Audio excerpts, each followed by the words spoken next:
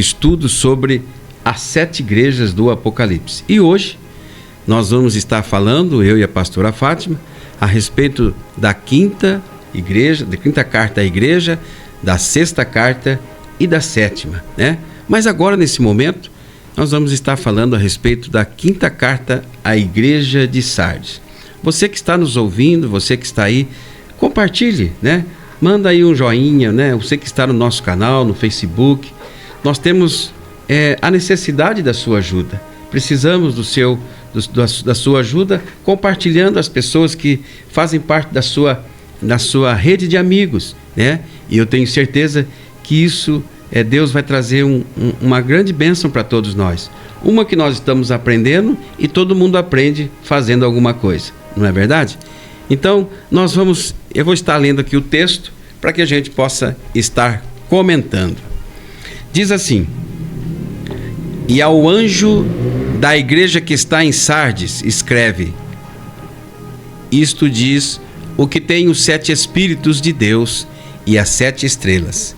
Eu sei as tuas obras, que têm nome de que vives e está morto. Sê vigilante e confirma o restante que estava para morrer.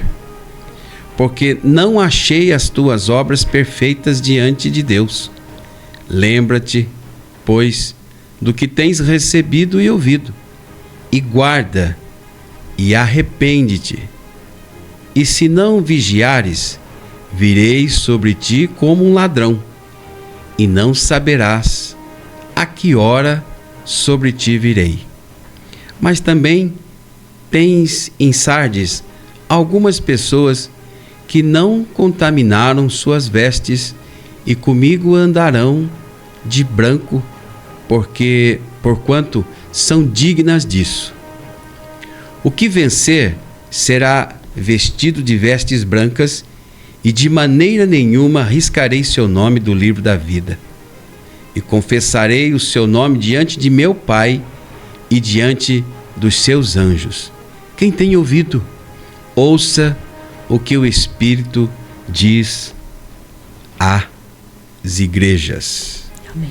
Quando a gente comenta aqui, né, pastor, a respeito de igrejas, quando foi João escreveu lá na ilha de Patmos, recebeu ali, né, o livro da revelação do Apocalipse, e aqui nós sabemos, conforme nós já comentamos, que estas 7 igrejas, ela tem um significado para cada igreja de cada tempo, não é isso? Cada igreja de cada tempo. Pode fazer uma sua consideração? Então, cada tempo a igreja passou, né? Passa por cada tempo. Hoje nós estamos estudando a igreja de Sardes, né? Que foi uma igreja que está falando que a igreja aqui, ela era como? Ela era fria. Ela estava fria, aquela igreja ali. Sim. Por que será, pastor, que ela estava fria, aquela igreja? Talvez, eu penso na hora que eu estava lendo essa palavra, que talvez aquela igreja precisou de um discipulado, precisou de um momento, porque não é só ganhar uma pessoa para Deus, a gente tem que consolidar ela, tem que cuidar. Certo, né? Exatamente. E essa igreja ali de Sardes, faltou esse trabalho de consolidação. Sim, né? Mas antes, pastor, eu queria dar um comentário a respeito, né, por que João, né, por que está escrito aqui, e ao anjo da igreja. Por que anjo da igreja? É o anjo da igreja, né? É o responsável pela igreja. Sim. É aquele que tem a autoridade eclesiástica, não é isso? Que vai comandar, seja ele um bispado, seja ele uma liderança qualquer, né? Uhum. Mas aqui ele fala, né, pastor, a respeito dos 7 espíritos. 7 espíritos não significa que Deus tem 7 espíritos, não é isso? Não são 7 espíritos, são os 7 espíritos de Deus sem a representatividade dentro de cada igreja. O candelabro, né? Aqui está os castiçais, né? Uhum. Que representa cada igreja, conforme nós já citamos aqui. Uhum. E hoje nós estamos falando a respeito da Esse quinto aí. 5ª igreja. Quinta castiçal. Quinta igreja, que é o quinto castiçais, né? Isso. Quinto castiçal, Uhum. né? Então fala a respeito de uma igreja remanescente, né? A igreja de Sardes é uma igreja remanescente. Pastora, eu vejo aqui que numa das nossas anotações, né, que fala a respeito, ela estava assim na Turquia, que hoje é Turquia, né, ali na Ásia Menor, numa distância da ilha de Patmos, aproximadamente 40 quilômetros a partir de Sardes, né? Próximo de Tiatira, próxima de... todas ficavam uma próxima da outra, não é verdade? Mas uma coisa interessante, pastora, que a cidade de Sardes foi construída sobre uma rocha, né? E ficava numa elevação a cerca de 500 metros. Era a capital do Império da Lídia, um dos mais ricos do mundo antigo, né? Então, ela estava ali e segundo as informações que nós já tivemos, ela tinha uma passagem secreta, né? Ela tinha como era uma cidade alta, 500 metros numa colina, numa rocha, né? Ela então tinha um caminho para chegar até lá. Era uma cidade bem protegida. No entanto, né, um dos invasores de Sardes descobriu uma passagem secreta, né? E por esta passagem secreta, ele então invadiu a cidade de Sardes e ali, num período, né, em que ela foi combatida, né? Mas a gente entende também, né, a interpretação da história, né? Tem o cântico de alegria. Sardes significa cântico de alegria também, né? Que ela foi construída e ela tinha essa interpretação histórica, que Sardes representa o 5º período do cristianismo na Terra, né? Quando ocorreu a Reforma Protestante sob Martim Lutero e outros reformadores entre 1517 e 1750. Então, nesse período, pastora e todos os seus ouvintes, né, a igreja de Sardes ela é tida como uma igreja fria. Ela estava... Aí fala a palavra remanescente, né? Significa remanescente. Mas era uma remanescentes são poucos que ficaram ali, poucos que conservaram a fé. Isso. O remanescente, pastora, é a mínima parte daqueles que permaneceram firmes. Permaneceram, né? Sim. São os remanescentes de Israel, os remanescentes de Sardes, porque ela foi, na Reforma, né? Ela teve, assim, o reformista Martim Lutero, que na época... nessa data que nós acabamos de ver aqui, ele estava dizendo que a igreja já estava fria, né? Então, muitos que ali passaram, que estavam no propósito de anunciar ali a palavra, ficaram abatidos, né? Porque foi combatido e ela tornou-se uma igreja que quase morreu, né? Então, a gente vê que por isso que ela era uma igreja fria, né? Mas depois, no dia 31 de outubro de 1517, né, Martim Lutero fixou na porta da Catedral de Ingensberg, né, a 95 teses contra os erros da Igreja Romana, né? Então ele colocou ali, então, no dia 31 de outubro é o dia da Reforma Protestante, né? Mas que essa Reforma Protestante precisou de reformas de novo, né? Porque houve um avivamento, mas depois elas entraram esfriaram demais, né? E eles não conseguiram ter assim fazer um avivamento, não é verdade? Ficaram ali naquele período, né? Da reforma e passaram ali, voltaram ao tradicionalismo, né? Aquele ritualismo, né? Tem que, né? Sem motivação. Sem motivação. Perdeu a né? motivação. Sem amor. Aquele amor, né? Sim. É isso aí. Tanto, posso falar algo? Pode. Pastor? Tanto que no versículo 3 fala assim, que Jesus fala assim, ó: conheço as tuas obras, tem nome de que vives, mas está morto. Eu posso comparar, a gente podemos comparar tipo uma pessoa que ela marca uma viagem, ela está toda feliz, alegre, ela vai fazer uma viagem, uma excursão com o esposo dela, faz uma programação. Faz uma programação. Só que daí ela sente uma dorzinha no corpo dela. Daí ela resolve no doutor para ver o que está acontecendo.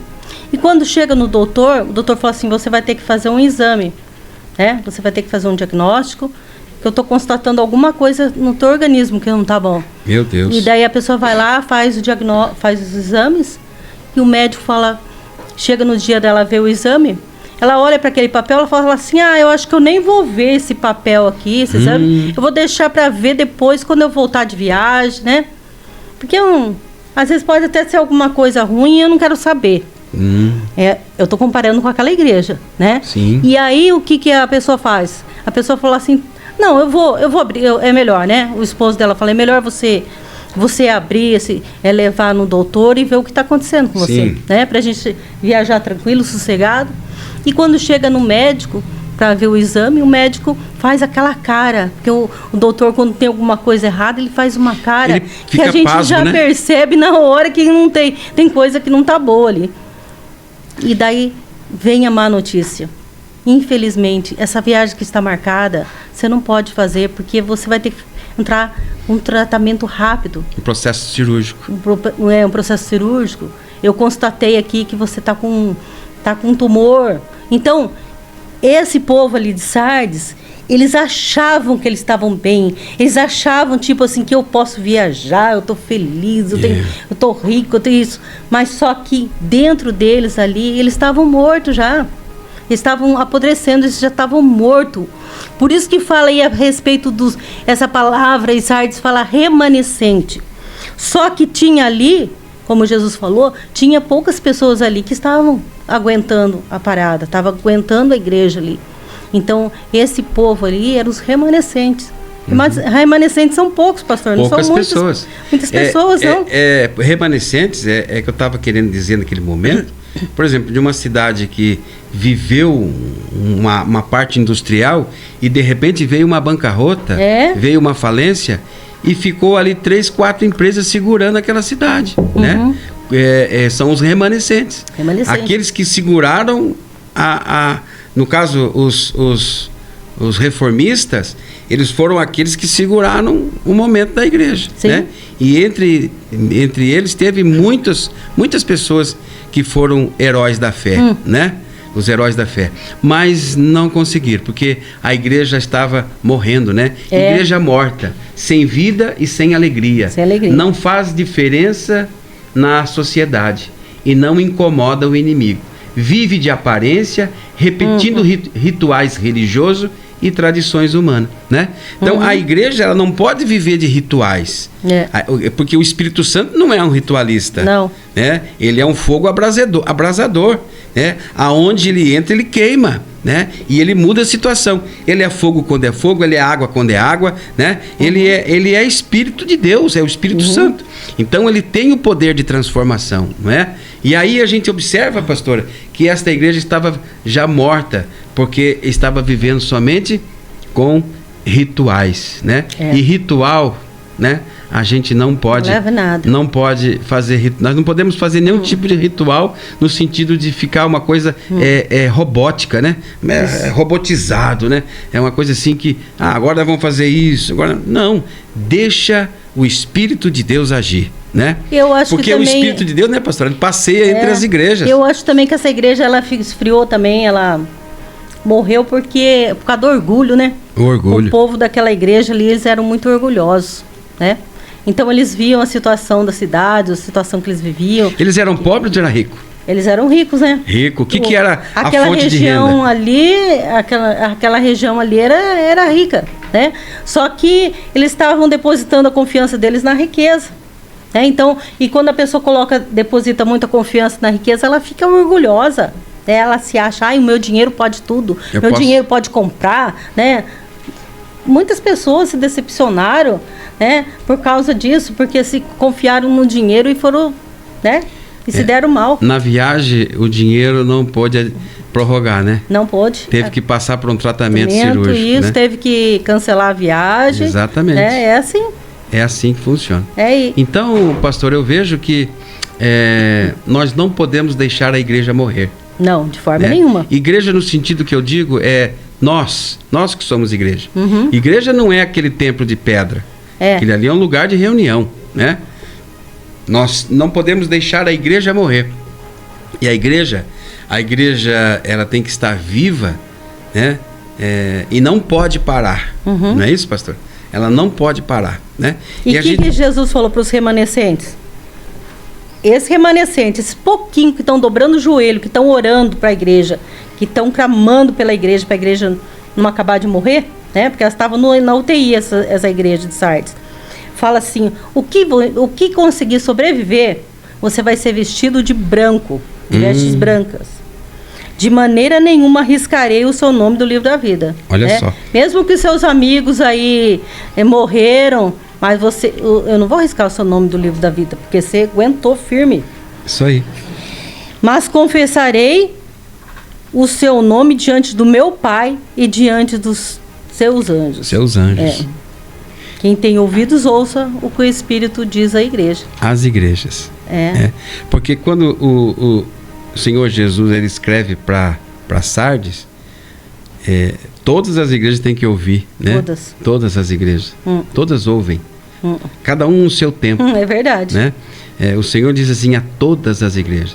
Um que ficou fria, outro que ficou orgulhoso, outro que apostatou, né? É assim.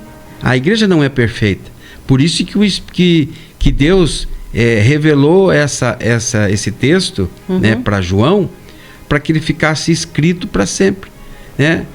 O Apocalipse é um livro complicado de entender, né? E você observou algo aqui que Jesus não elogiou essa igreja nenhuma vez. Todas as igrejas Jesus deu observação, né? De correção, de voltar para o caminho. Só que essa daqui não teve nenhum momento de porque aquele que saiu já né? Apostatou mesmo, né? Então é isso aí.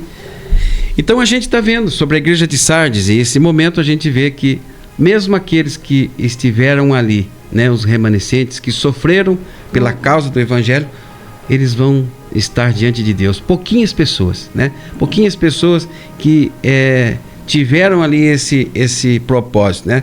Ser vigilante, confirma o restante que estava para morrer, porque não achei as tuas obras perfeitas diante de Deus. Exatamente, é isso que eu falei. Lembra-se, pois, que tens recebido e ouvido, e guarda, e arrepende-te, né?